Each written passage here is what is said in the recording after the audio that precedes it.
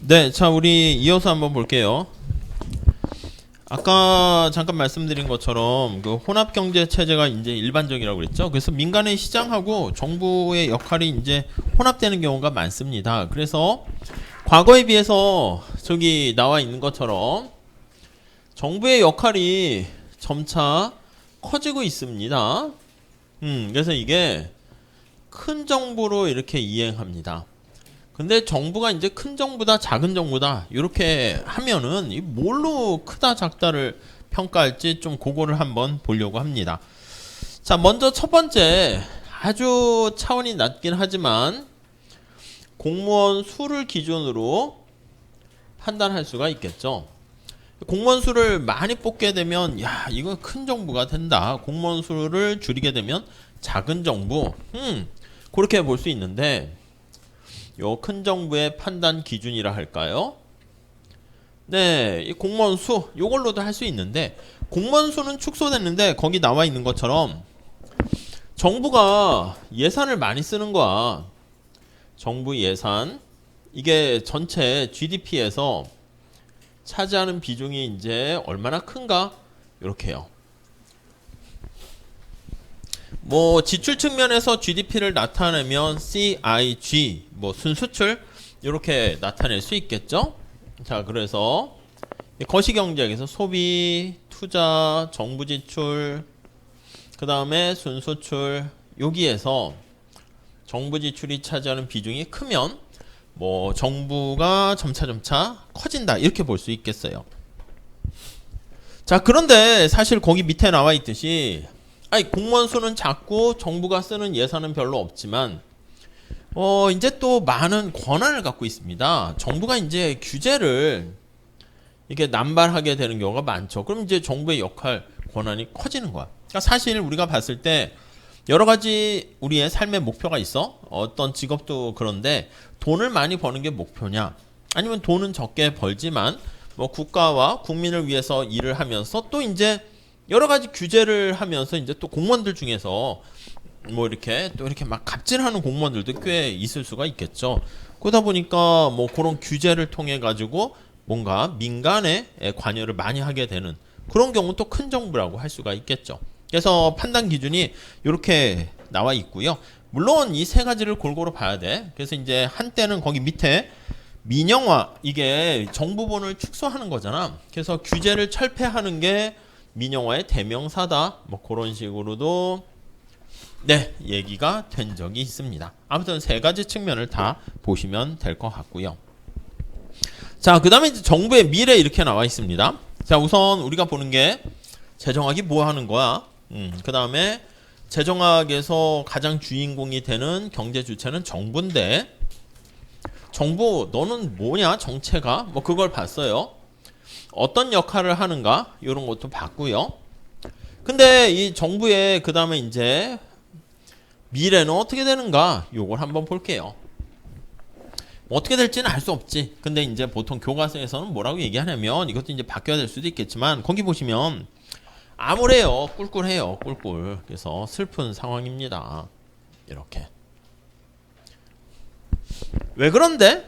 정부의 역할 같은 거, 뭐 이걸 얼마나 잘 할 수 있는가, 그건데, 미래를 밝게 만들려면 우선 첫 번째는 재정 수익과 관련한 텍스 이런 게 잘 거쳐져야 돼. 그리고 정부가 정부 지출하는 거 G라고 아까 썼죠?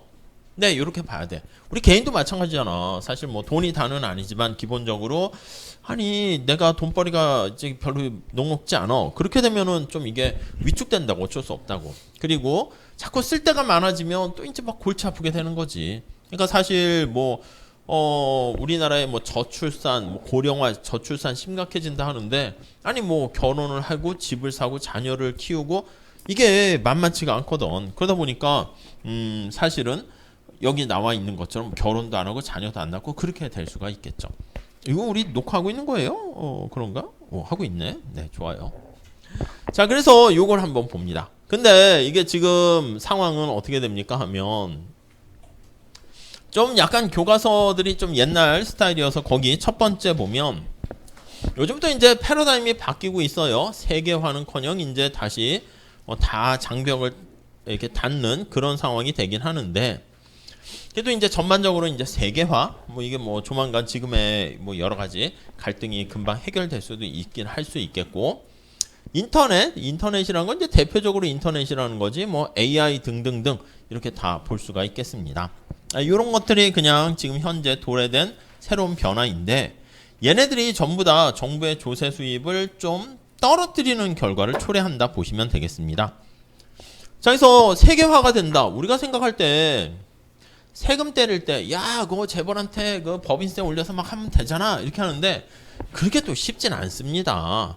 텍스 부과가 뒤에 조세 파트에서 할 거야. 텍스를 부과 시 사람들이 도망가. 아니면 기업, 삼성에다가 막 세금을 때리면 세금을, 이게 탈세는 아니고 세금을 줄이기 위해서 조세 세율이 낮은 쪽으로요 도망갑니다. 세율이 낮은 도피처로 도망가는 거야. 도피처로 이동을 합니다. 뭐 개인한테, 우리나라야 뭐 별로 그렇지는 않지만 유럽 같은 경우는 이제 뭐 이동이 좀 자유로울 때는 세금을 개인소득세, 누진세를 많이 하게 되면, 전에 보니까 어떤 명품 회장님은 그냥 국적을 바꿔버리더라고. 뭐 프랑스에서 벨기에 이런 데로. 그러니까 뭐 프랑스가 나한테 해준 게 뭐가 있는데 내가 자꾸 세금을 나도 낸다고 생각했는데 자꾸 더 내래. 그러니까 우리가 나중에 누진세에서 보긴 할 거야. 근데 막상 세금을 내는 사람들이 또 엄청 그렇게 많지 않거든. 뭐 일부는 뭐 자영업이나 어떻게 빠지는 사람 또 빠지고 저소득층 빠지고 해서 막상 내는 사람이 많지는 않아요, 은근히. 근데 그 사람들한테, 그러니까 어떻게 보면 근로소득자들만 이제 유리지갑해서 따박따박 이렇게 내게 되고, 또 이렇게 또 돈 많은 사람들 다 탈세는 아닙니다. 유능한 세무사를 통해서 절세하는 경우가 되게 많게 되기 때문에 뭐 쉽진 않아. 근데 세금 내지 않는 사람들이 너 얼마나 세금 내 이렇게 얘기하다 보니까 막상 세금을 내는 사람들이 안 그래도 나 세금 많이 낼 생각 있었는데 기분이 어떻게 보면 좀 나빠가지고 됐어, 나 그냥 국적 바꿀래, 이렇게 막 가기도 해. 기업도 마찬가지지. 법인세 부과하게 되면은 그 세금을 그대로 뭐 삼성, 현대가 다 부과하는 게 아니라 떠넘겨요. 그걸 조세 전가라고 해.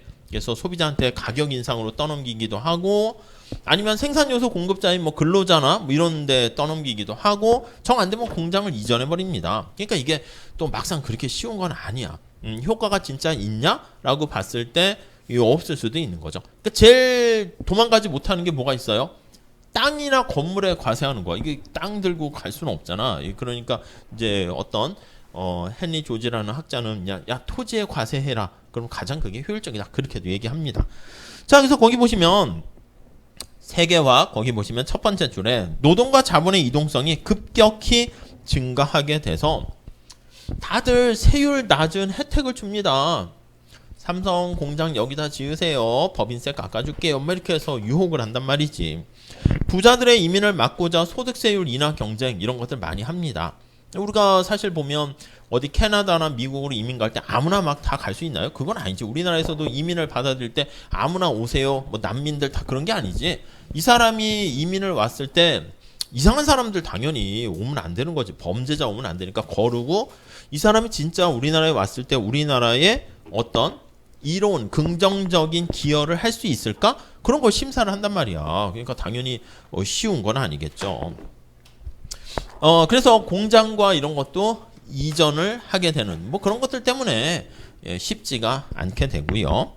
그 다음에 뭐 다국적 기업이 그런 거 아니겠습니까? 인터넷 요거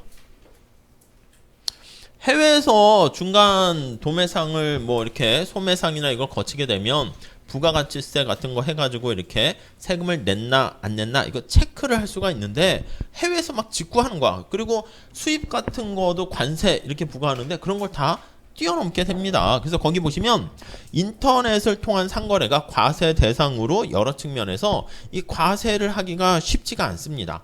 그래서 세금 내는 사람, 협력자를 찾기가 어려워. 그래서 거기 보시면 과세 협력자 요거 소멸해 버리게 되는 게 되고요. 그러니까 이렇게 부가가치세는 이렇게 세금을 내면 너 세금 냈니 안 냈니 해서 서로 너 냈어? 네가 냈어? 뭐 환급 받고 이걸 통해 가지고 이렇게 탈세하는 걸 좀 어느 정도 견제할 수 있는데 그런 게 없어집니다. 그리고 직구 같은 걸 하잖아. 거기다가 또 익명성, 전자화폐 뭐 이런 쪽으로 막 하게 되면은 예, 세금 때리기가 또 쉽지가 않습니다. 그리고 거기 나와 있는 가상 상품 뭐 등등도 이런 것도 예. 자, 결국 이러한 상황이 정부의 어떻게 여기 조세 측면에서 조세 수입을 자꾸 줄이게 되는 거야. 수입이 감소되는 예, 우려로 작동하게 되고요. 그러니까 세금을 더 때리게 되면 이제 돈이 모자르니까 그럼 이제 또 더 사람들이 막 도망가는 그런 상황이 발생하게 되는 것이죠. 자, 그것뿐만 아니라 아이고 이렇게 할게요.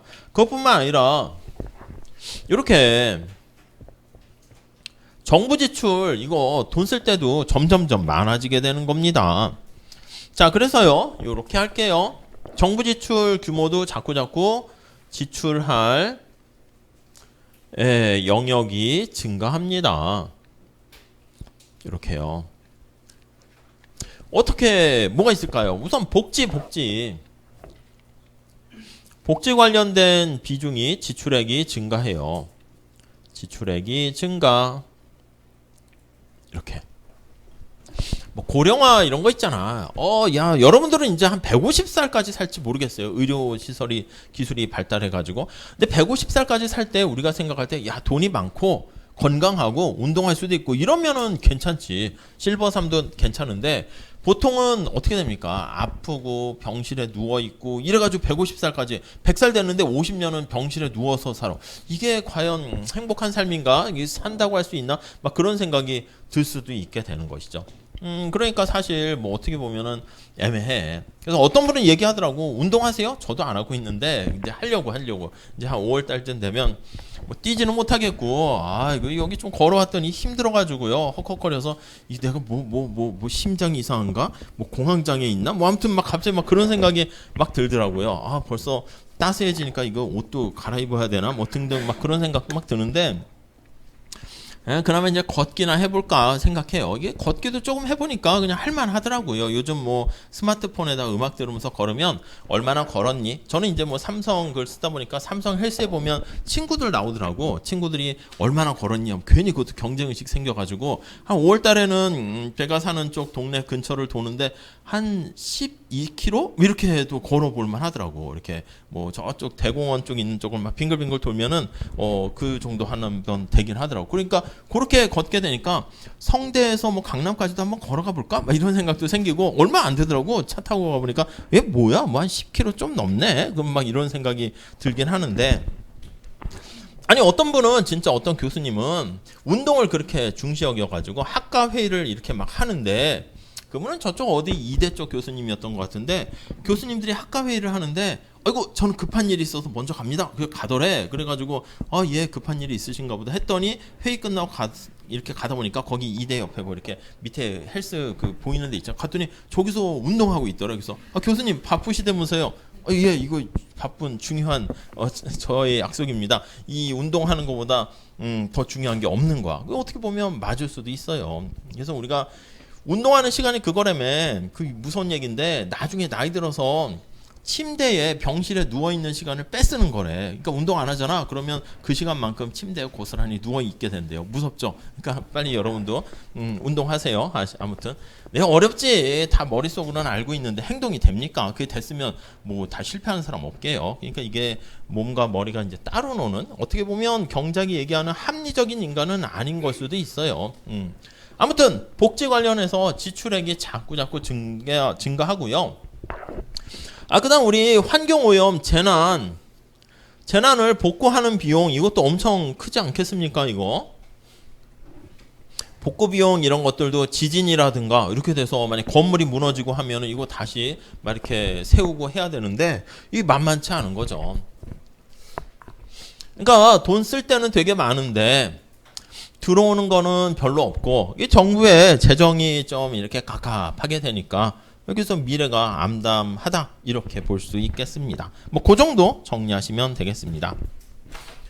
자, 재정학 연구의 역사는 그냥 차차 우리가 얘기할 거예요. 예, 거기 나와 있는 것처럼 이제 약간 거시적인 측면에서 미시적인 측면으로 얘기가 이행하게 되면서 재정학의 본연의 어떤 자리를 잡게 되었다. 이렇게 생각을 하시면 되겠습니다. 네, 요 정도 보도록 하시죠. 자, 이렇게 보시고요. 그래, 이거 한번 풀어볼게요. 아까 얘기한 것처럼 문제 몇 개 그냥 한번 맛보기로 복습 삼아 해볼게요. 풀어보세요. 풀어보세요.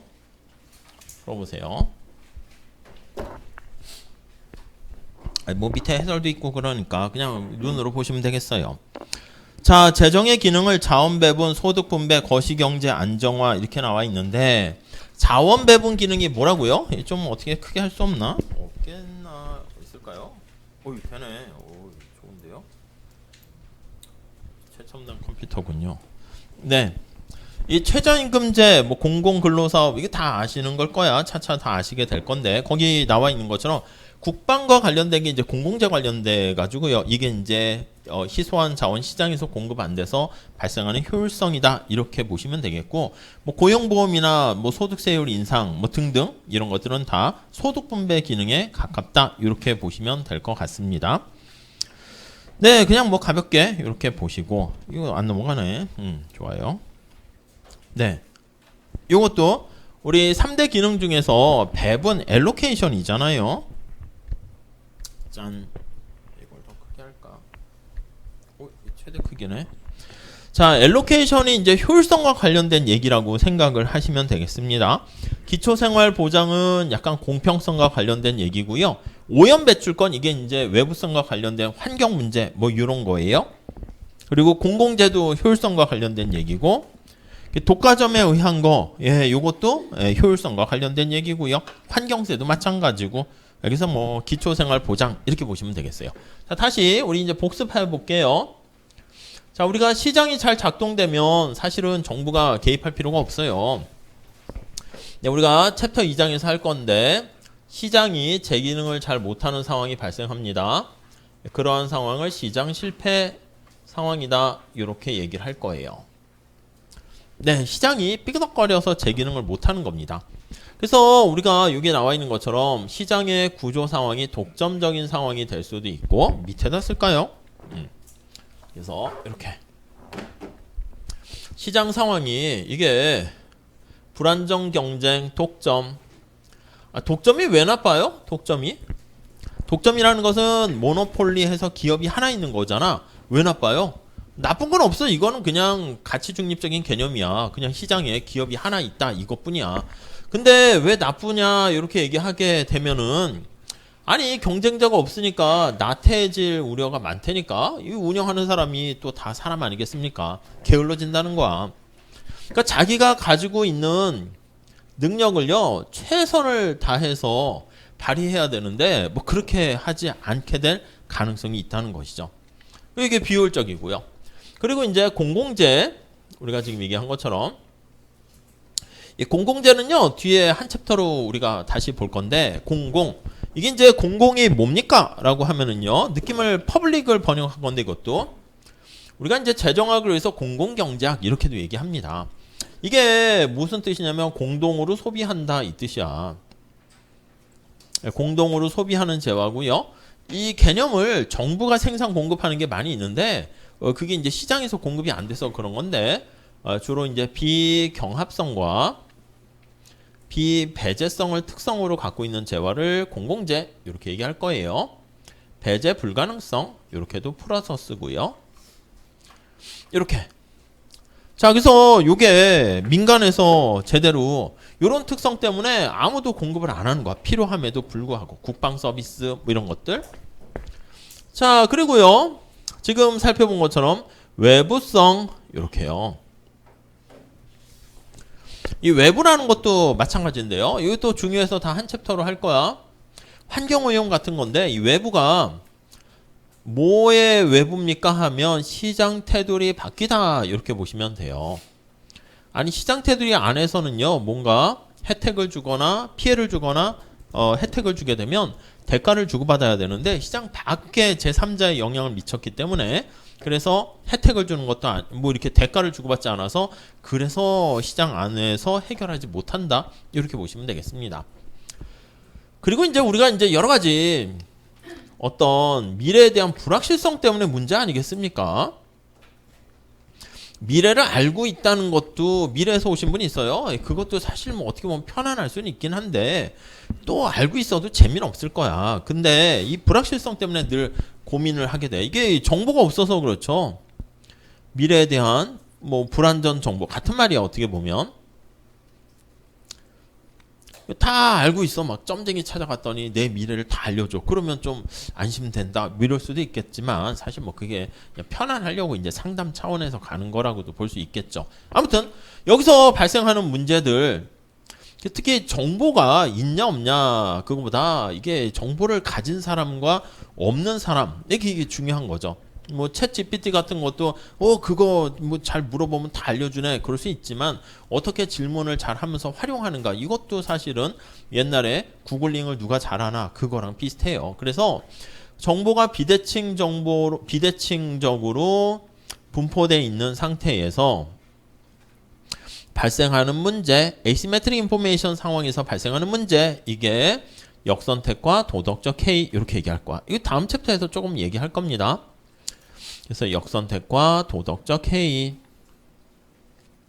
이렇게요. 네, 용어만 그냥 뭐 아시는 분도 있겠지만 살짝 들고 넘어가시면 되겠습니다. 아무튼 이런 것들이 다 어떻게 보면 시장 실패야. 그래가지고 이런 것들을 치유하기 위해서 흐름 자체가 정부가 개입을 한다니까요. 그래서 때로는 정부가 잘 개입을 하게 되면 때로는이라는 말을 붙였어요. 왜냐하면 항상이라고 얘기할 수 없어. 왜냐하면 정부가 개입을 했는데 상황을 개선시키기 위해서 개입을 했어요. 근데 오히려 정부가 상황을 악화시킬 수도 있네요. 그걸 우리가 정부 실패가 발생하게 되었다. 이렇게 얘기를 하게 됩니다. 오케이? 그래서 흐름은 이렇게 가는 거지. 시장이 망가졌네. 제 기능을 잘 못하네. 그래서 정부가 개입한다는 거에 대한 정당성이 확보될 수 있어요. 그래서 필요합니다. 이렇게 필요 조건을 충족한다. 이렇게 얘기하는데 정부가 진짜 잘 알고 해서 잘 이렇게 개선시키면 모르겠는데 이게 오히려 상황을 악화시킬 수 있죠.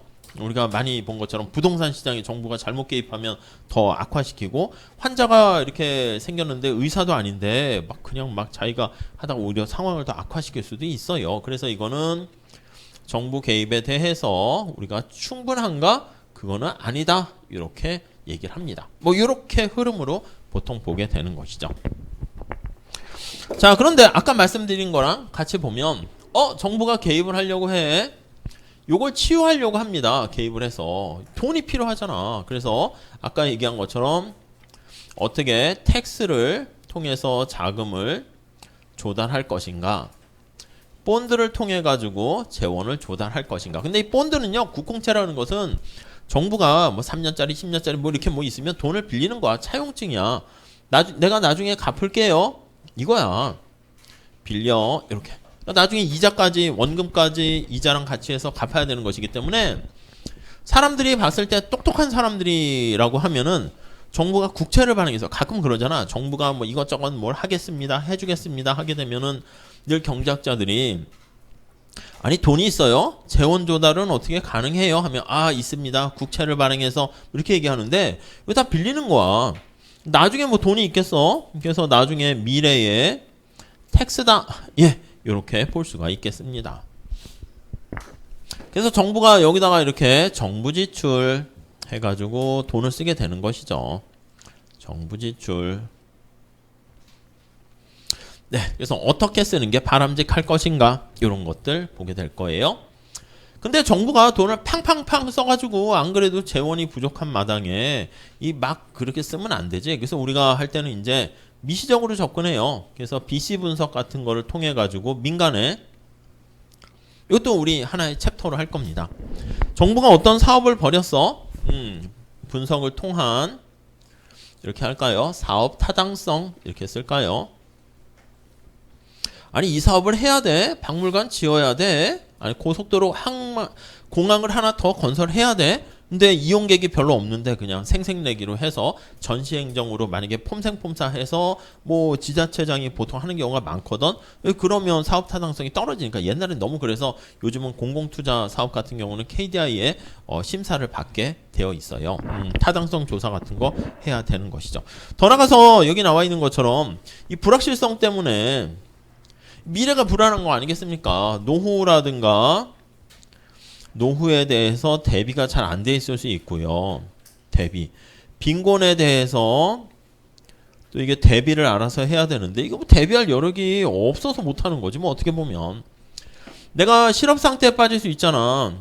실업 상태에 대해서 이렇게 뭐 대비를 해야 될 것 같은데 이런 것들에 대해서 사실은 잘 대비하기가 어려워요.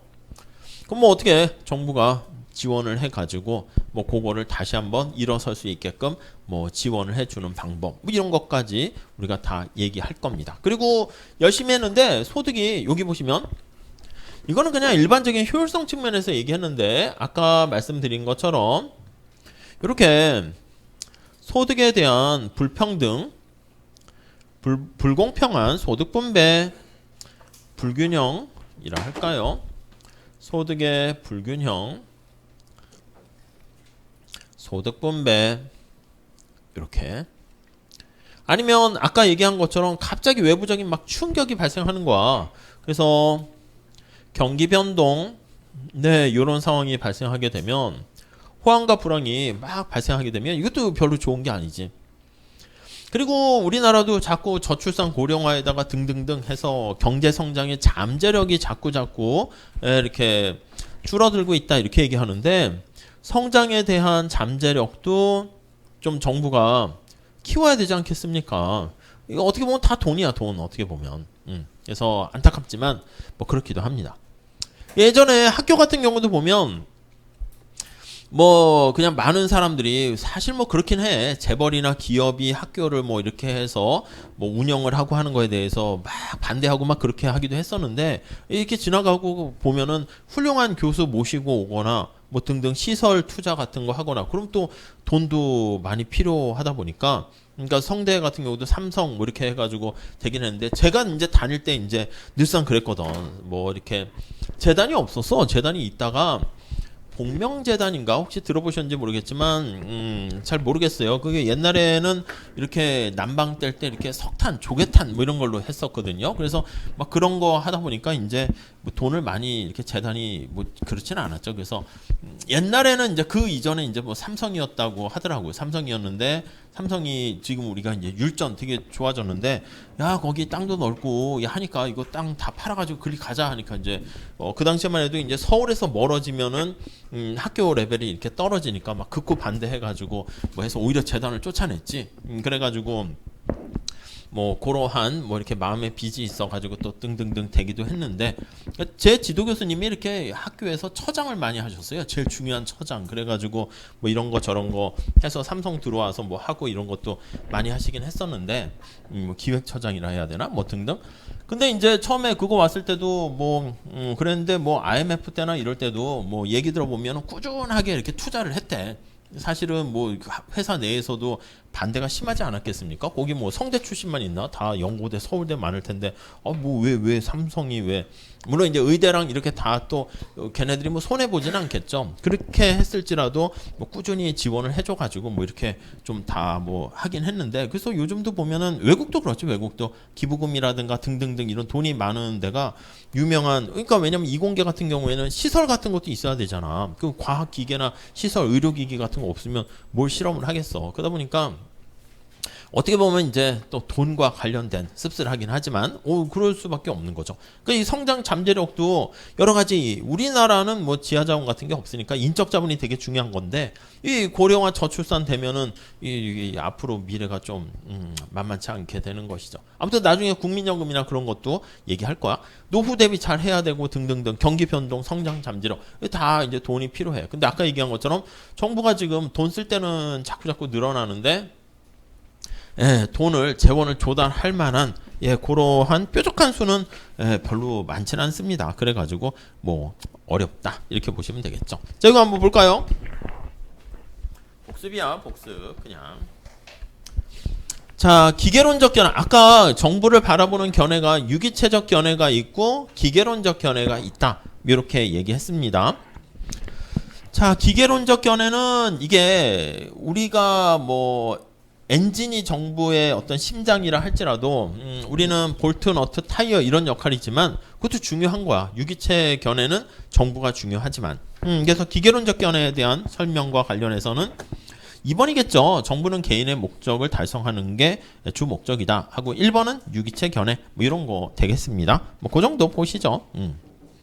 자, 이렇게 됐고요. 챕터 1장은 이렇게 마무리 짓도록 할게요. 1장이 끝났으니까 쉬어야 되겠죠. 잠깐 쉬었다 할게요.